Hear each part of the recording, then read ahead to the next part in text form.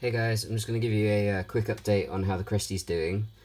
So he's been here for about 2 weeks now and settled in really well.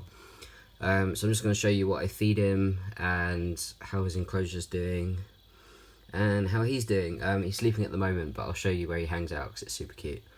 So I'm feeding him Rapashi at the moment. He was on Pangea before, but he's made the switch to this just fine. I'm going to get him some Pangea and a couple more flavours, just to have some options. But what you do with this is you mix 1 part of the powder in here to 2 parts water.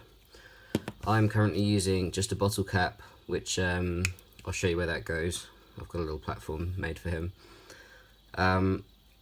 Because yeah, he's tiny, so even that's pretty big for him. I'll show you how that's made up and then I'll show you the enclosure. So you can see that's just a powder. It smells like banana baby food. Actually smells quite good. So I'm just going to add some water to this and I'll show you the kind of consistency you're going for, which is actually quite a lot like baby food, really. Right, I think I've added a bit too much water there. That's what you get for free pouring from the tap, I suppose. So you kind of just want to stir it together, make sure there are no dry parts. That should be alright. And there we go, it thickens up quite a lot if you leave it for a moment. So yeah, I'm currently feeding him this. He gets a tiny bit of fresh fruit once a week as a treat.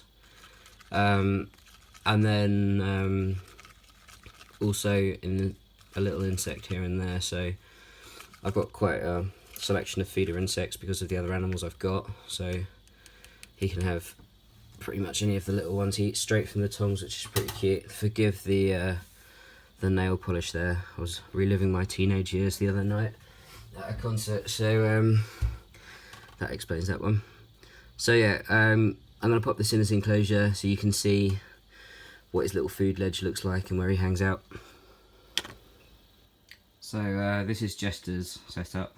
That's what I've decided to name him. He likes to hang out in the bromeliad over here quite a lot, but he actually sleeps up in this top bit, which I'll show you in a sec.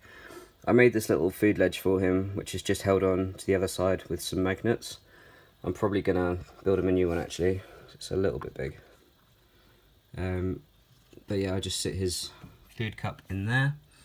And then when I'm feeding him fresh fruit, I take that bottle cap out and I just put it straight into the pot. Anyway, Jester sleeps right in here. I'm just going to try find him quick. There he is. There you go, buddy. See if the camera will catch him. You can just see his back legs there, and let's see if we can get his face. So he's facing forwards, but you can see his back, his little hands. But yeah, he's chosen that little cork planter that I made up there to sleep in, which is really cute. It means it's super easy to find him in the mornings.